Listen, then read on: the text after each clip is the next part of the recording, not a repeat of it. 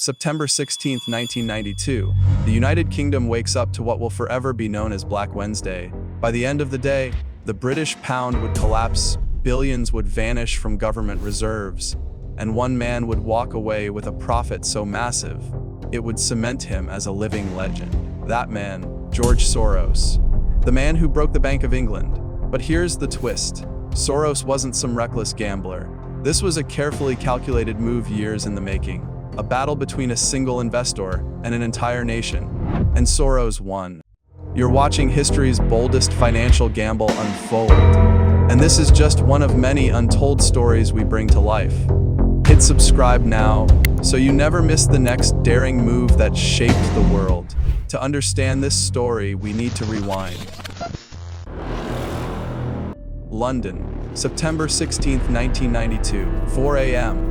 The financial heart of a thousand-year-old empire is silent, smothered under a thick, damp fog. But inside a small office on Curzon Street in Mayfair, the phones are already buzzing. A team of traders is wide awake, their eyes fixed on green, glowing monitors. Phones blink red, never silent. On green, glowing routers and Bloomberg screens, numbers flicker. A silent, global war fought with digits. At the center of the room, a calm figure sits back in his chair, George Soros. His eyes, behind signature large, framed glasses, are fixed on the screens. He listens to the frantic updates from his team. Then, in a quiet Hungarian accent that cuts through the tension, he gives the order that echoes through history. Sell. Keep selling. Short the pound. Do not stop. This isn't a trade, it's a siege. In the next 24 hours, this one man will gamble more than the GDP of small nations. He will declare financial war on the British government itself. By nightfall, the pound sterling will lie in ruins, a government will be humiliated, and Soros will walk away with a profit of $1 billion. They will call it Black Wednesday, and the world will know George Soros as the man who broke the Bank of England. But how did a refugee with nothing become the trader who toppled a currency? What gave him the sheer, unshakable conviction to make the boldest bet in financial history? This is the story of nerve, genius, and the day the markets proved no government is invincible.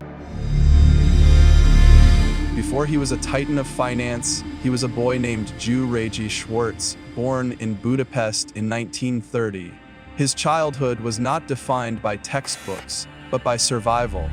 Under the Nazi occupation, being Jewish was a death sentence. His father, Tivadar, a brilliant lawyer, secured forged papers for the family, hiding in plain sight. Young George learned the most valuable lesson of his life: authority is not omnipotent. Systems of power, even terrifying regimes, are fragile. They can collapse overnight. This is the foundation of the contrarian mindset. While most people follow the herd, the survivor learns to question the crowd. For Soros, the market wasn't a mathematical equation. It was a chaotic, psychological crowd, and crowds can be wrong.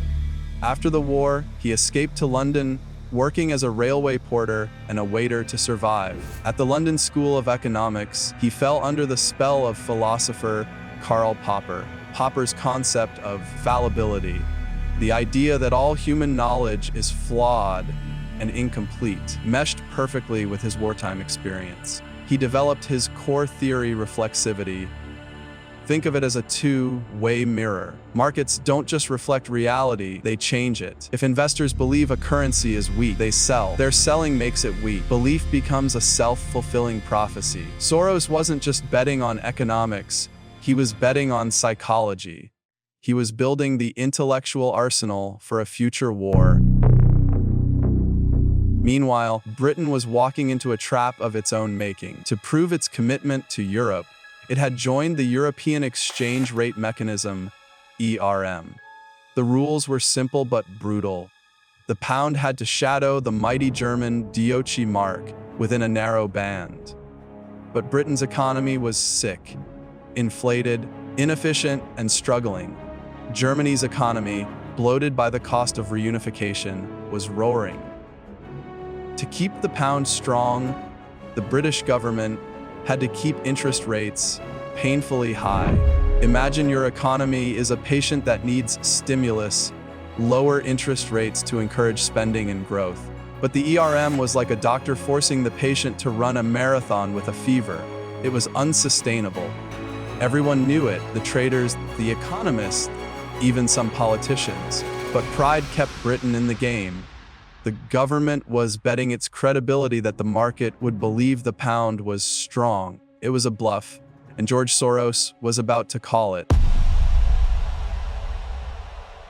From the helm of his quantum fund, Soros saw the cracks widening. He wasn't just looking at numbers, he was listening to the mood. The political dithering, the desperate, unconvincing statements from Whitehall. This was the fallibility of knowledge in action. He turned to his right-hand man, Stanley Druckenmiller, who had first identified the opportunity. Soros didn't just agree. He issued a command that stunned even his seasoned team: go for the jugular. This wasn't a suggestion. It was a mandate to bet the house. They began a massive, covert operation. Using immense leverage, they borrowed billions of pounds and immediately sold them for Duchy marks, betting the pound's value would crash. They built a short position of over 10 billion. It's like selling a borrowed book you believe will be worthless soon. You borrow a 10 book and sell it for 10. If the price crashes to wave 5, you buy it back for $5, return the book, and pocket the $5 difference. Now imagine doing that with 10 billion books. The profit potential is staggering. Britain's entire war chest was 44 billion. Soros and the hedge funds circling with him were about to fire a 15 billion bullet. The math was terrifying. September 16th. The attack begins at dawn. Soros's traders are a coordinated strike force, dumping billions of pounds onto the market. They are not alone. Every speculator in the world sees the same opportunity. The pound is under a coordinated assault. Inside the hallowed halls of the Bank of England, panic is setting in. Robin Lay, Pemberton, the governor, and his team are watching their screens in disbelief. They execute their defense plan. Their only weapons are their reserves and interest rates. First, they start burning through Britain's foreign currency reserves. 15 billion in a single day, buying pounds to artificially prop up the price. It's like trying to hold back a tsunami with a bucket. Then, at 11 a.m., they play their ace, a shocking emergency announcement. Interest rates are hiked from 10% to 12%. The message: investing in pounds is now more profitable. Stop selling. The market pauses for a moment. Then, the selling resumes, even heavier. The hike isn't seen as strength, it's a scream of desperation. Across Britain, ordinary people feel the shockwave. Millions with variable rate mortgages watch their payments instantly skyrocket. The government is sacrificing its own citizens to save its pride. At 2:15 p.m., the bank, now in full retreat, makes a last, desperate move, rates to 15%. It's unprecedented. It's insane. By 7 p.m., it's over. The Chancellor of the Exchequer, Norman Lamont, emerges, pale and defeated, to announce Britain's withdrawal from the ERM. The pound is set free to float. It plunges. The Bank of England is broken. In New York, the mood is not one of wild celebration, but of profound, exhausted relief. Soros, who had been physically weighed down by the risk, his chronic back pain, a barometer of his stress, finally relaxes. The pain is gone. He knows. His head trader turns to him. George, you just made $1 billion. The morning after, the headlines are brutal. The British government is a global laughingstock.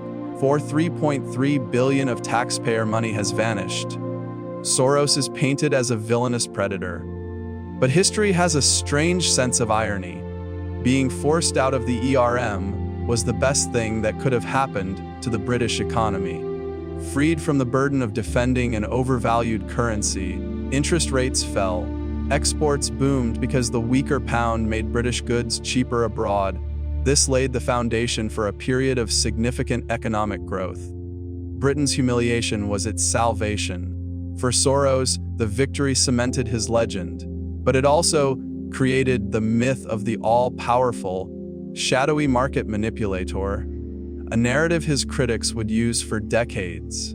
His real legacy from Black Wednesday is a lesson in modern finance, the power of belief. Markets are driven by narrative and psychology as much as by fundamentals. The vulnerability of power, no institution, no matter how revered, is immune to market forces if its policy is fundamentally flawed. Conviction over calculation. The biggest wins require not just seeing the truth, but having the unwavering nerve to act on it with immense size. So, who really broke the Bank of England? Was it George Soros, the ruthless speculator, or was it the British government clinging to a flawed idea out of pride? The answer is both. Soros was merely the catalyst. He applied immense pressure to a structure that was already on the verge of collapse. He saw the reflexivity in action, the government's false confidence creating a reality that was destined to shatter. He didn't break the bank with guns or politics. He broke it with an idea born in the fear-filled streets of Budapest, tempered in the lecture halls of London, and executed with cold, ruthless precision on a foggy September morning. He proved that in the modern world, the greatest power isn't always held by nations or armies. Sometimes it's held by the individual who understands the world's illusions better than anyone else and is willing to bet everything on the truth. The man who broke the Bank of England didn't break Britain. He broke its illusion of invincibility. And in doing so, he wrote a lesson that echoes in every central bank and trading floor in the world to this day.